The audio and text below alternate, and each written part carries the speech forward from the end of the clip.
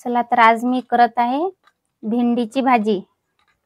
हे पहा, हे भेंडी आणली मी विकत, अशी मोळून पाहायची घ्यायच्या वेळेस, विकत घ्यायच्या वेळेस। हे पहा, अशी कवडी कवडी घ्यायची। आता काय करू आपण, हे धुवून घेऊ।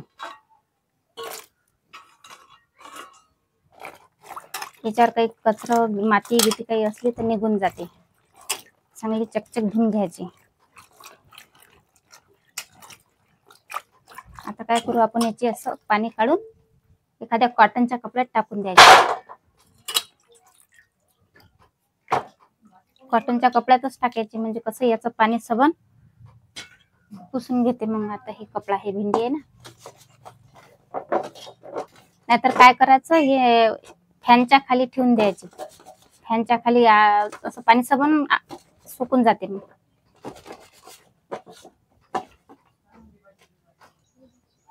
झाले आता हे आपले पुसून। हे पा चकचक पुसले, काहीच पाणी नाही ठेवलं, सर्व पुसून घेतले, एकदम कोरडे कोरडे केले। आता काय करू, तुम्ही याले कापून घेऊ। हे पा, हे भेंडी घेतली मी कापासाठी। आता अशी बारीक बारीक बारीक बारीक कापून घेतो। काही किडेल सडेल असलं तर पाहायची, पण आधी काही सडेल नाही, चांगलीच आहे कपडी।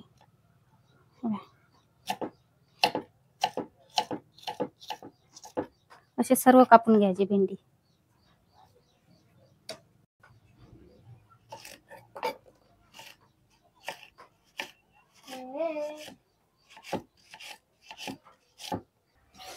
हे झाली आपली भेंडी कापून। आता हे ठेवून, आता बाजून आता मसाला, मसाल्यासाठी घेतली मी थोडेसे शेंगदाणे, तीळ घेतले, हे खोबरं घेतलं, खोबरं खिसून घेतो मी आता।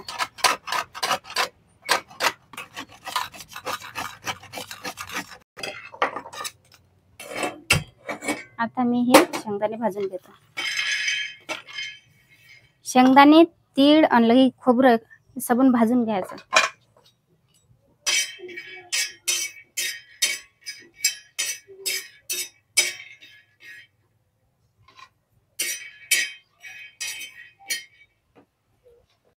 बापरे, झाले शेंगदाणे। आता काढून घेते शेंगदाणे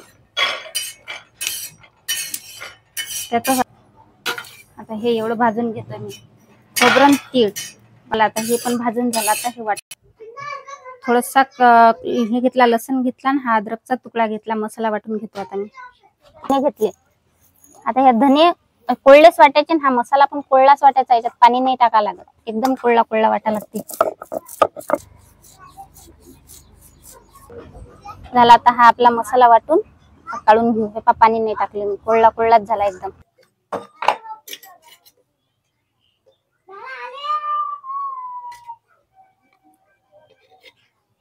तेल घेतलं मी टाकून।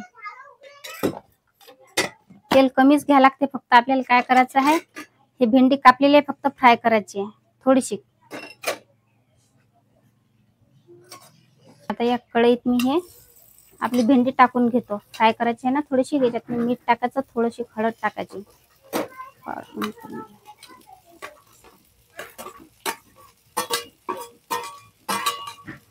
थोडंसं फिरून घेऊया।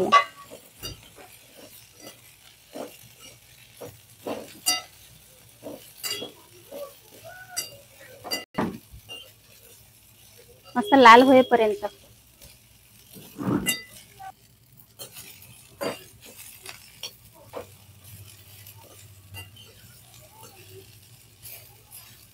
टाकलं मी थोडीशी हळद आणि थोडंसं मीठ टाकलं। भेंडी आपली झाली, आता जराशी फ्राय झाली, काढून घेतो।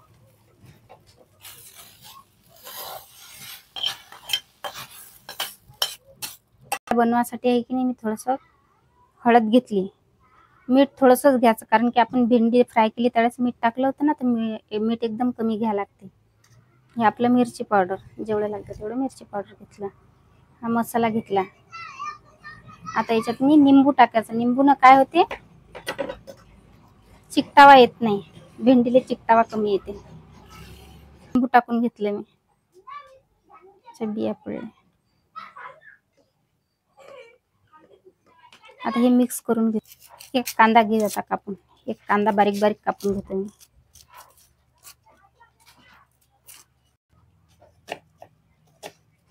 पेटून. आता तेल घेतो मी 2 माप टाकून.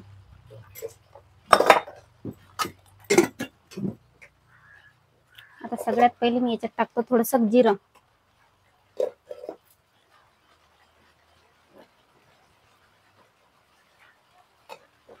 जिरं तडतडल्यानंतर त्यात मी हा कांदा टाकून देतो.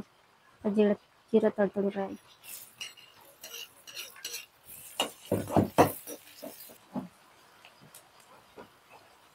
घेतला मी आता हे कापून वरून टाकायसाठी. आता हे आपले मसाले जे होते, आता हे मसाले टाकून घेतो याच्यात.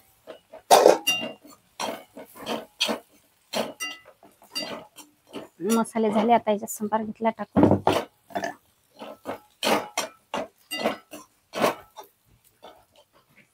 थोडा वेळ फिरवायचं फक्त. नंतर हे चटणी ही आपली कापलेली भेंडी जी होती ती टाकून द्यायची याच्यात.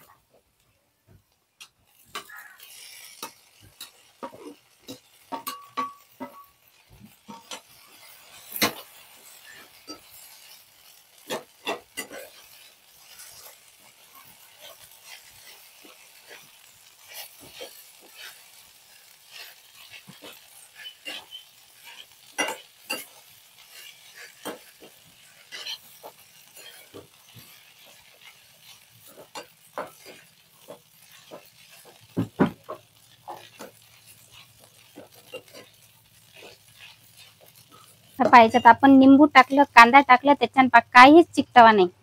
दिसते का? भेंडीला काहीच चिकटावा नाही. याच्यावर झाकण नाही ठेवायचं बरं, कारण की आपण आधीच भेंडी फ्राय केली होती ना. झाली ही भाजी. आता बनली आपली भाजी. आता काय करू, ताटात सर्व करून घेऊ. मस्त झटपट होते ही अशी भाजी. झटपटही होते, टिफिनवरही दिल्या जाते आणि लहान लहान लेकराले पण आवडते. काहीच चिकट नाही झाली. कशी मोकळी मोकळी झाली एकदम. हे पहा,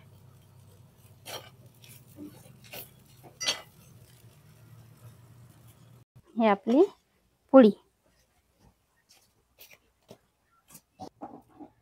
हे झाली आपली तयार भेंडीची भाजी, भेंडी रेसिपी. आपली प्लेट पण झाली आता तयार. आता खाण्यासाठी तयार आहे आपली प्लेट. चला हे घ्या आता वाढून. असं घ्या. जेवण्या साईडनं पोळी असते आणि डाव्या साईडनं भाजी असते. हे घ्या पाणी. कशी झाली भाजी? मस्त. आरू कशी झाली रे? चांगली झाली का भाजी? जेव मग.